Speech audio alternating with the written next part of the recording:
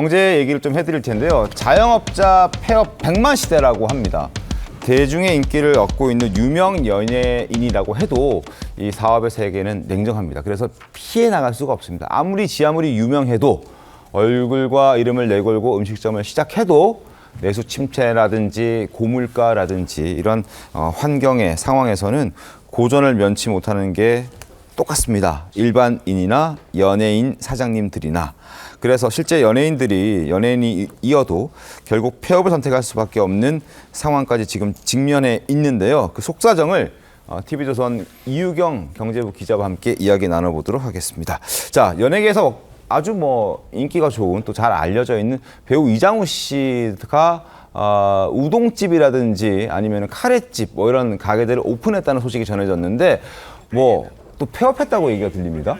네, 배우 이장우 씨가 지난해 12월에 서울 강동구에 카레 전문점을 열었거든요. 네. 근데 9개월도 안 돼서 문을 닫게 됐습니다.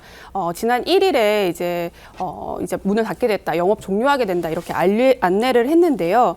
이장우 씨가 판매를 했던 건 카레 메뉴 하나였습니다. 네. 그리고 양배추 무침 같은 걸 이제 반찬으로 제공을 했었는데 아무래도 좀 메뉴가 좀 단촐하고 하나다 네. 보니까 좀 운영하기가 좀 쉽지 않았던 것 같습니다. 이장우 씨는 장사 수완을 인정을 받으면서 우동집을 시작으로 해서 순댓국집 그리고 호두과자까지 판매를 잘 이어갔었는데요.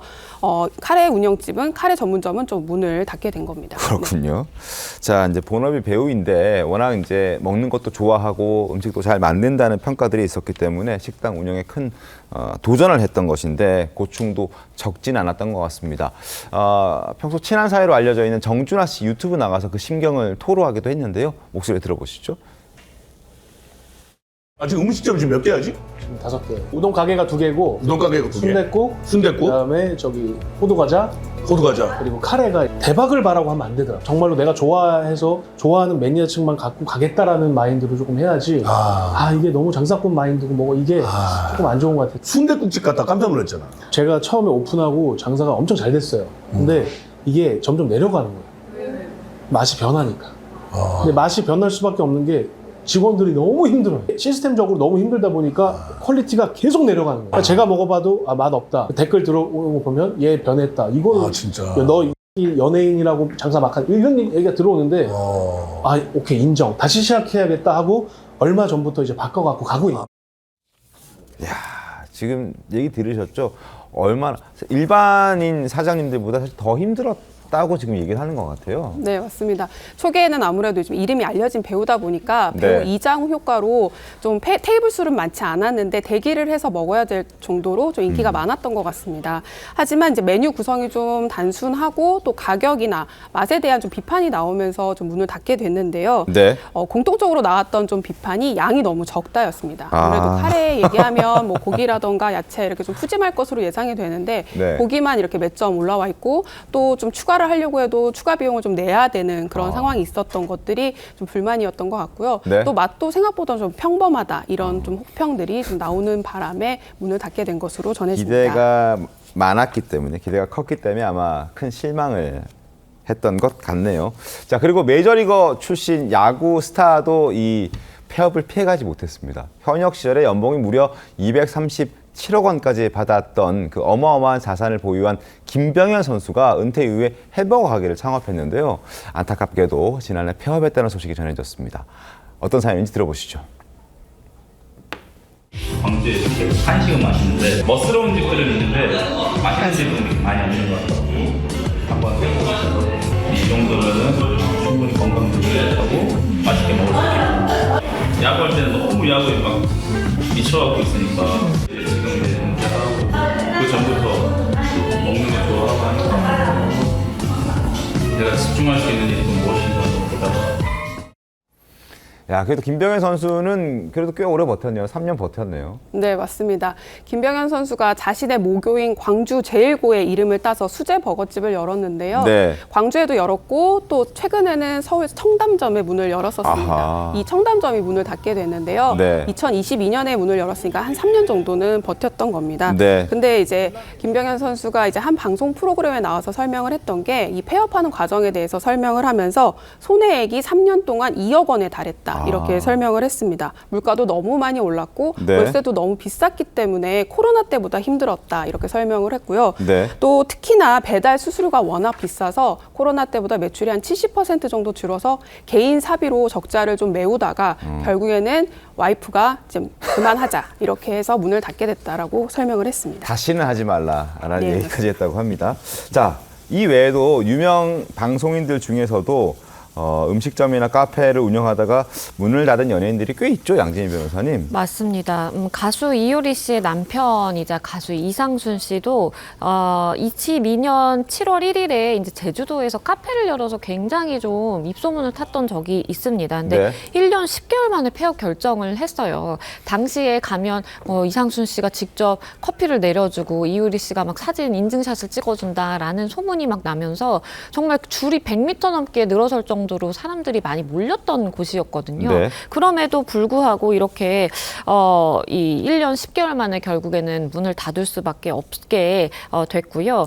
그리고 이 배우 이종석 씨의 경우에도 신사동에 브런치 카페를 영업을 했었는데 이것도 잘 이제 되지 않아서 결국에는 폐업을 했고, 가수 하하 씨의 경우에도 김종국 씨가 함께 이제 그 동업을 하기로 유명했습니다. 같이 고깃집을 이제 창업을 해가지고 운영을 해왔는데, 하하 씨가 방송에 출연해서 이런 이야기를 했어요. 정말 명동점의 경우에는 개미 한 마리 없었다.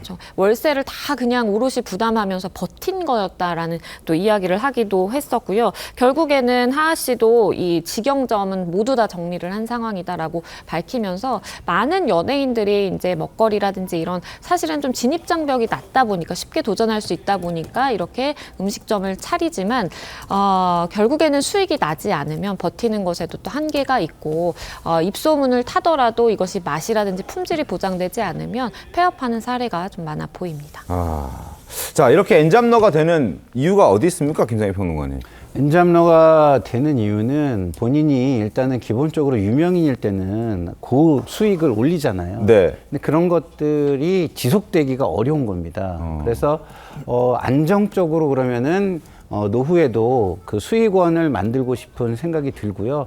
그런 것들 때문에 이런저런 것들에 손을 대기 시작을 하는 것이죠. 그 중에 가장 쉬운 것이 이제 식당 같은 식당인데. 자영업이에요. 왜냐하면 자본은 가지고 있고, 네. 그리고 뭐 새롭게 뭐 기술이나 뭐 이런 것들이 굉장히 고도의 난이도를 가지고 있지는 않기 때문에 사람을 고용해서 할 수도 있고, 그렇기 때문에 상대적으로 좀 쉽게 뛰어들 수 있는 그런 부분이 있습니다. 그렇지만 우리나라 자영업이 경쟁이 엄청나게 심해요. 자영업자들이 너무 많습니다. 네. 그래서 처음에는 그것을 유명세로 극복해가지고 갈 수는 있겠지만 그런 것들의 이제 뭐 퀄리티 유지라든가 이런 것도 굉장히 중요하고요. 그리고 지금은 또 이제 뭐 물가도 굉장히 높아지고 네네. 있고 재료비도 너무 높아지고 있고 인건비도 높아지고 있고 이런 게 있습니다.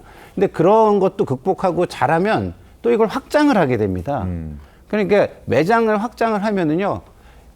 인력 관리부터 시작해가지고 이런 관리가 또 쉽지가 않아요. 예를 들어 인력 관리 같은 경우는 제가 아는 분은 네. 재료가 갑자기 사라지는 거예요. 재료가 사라져요? 네.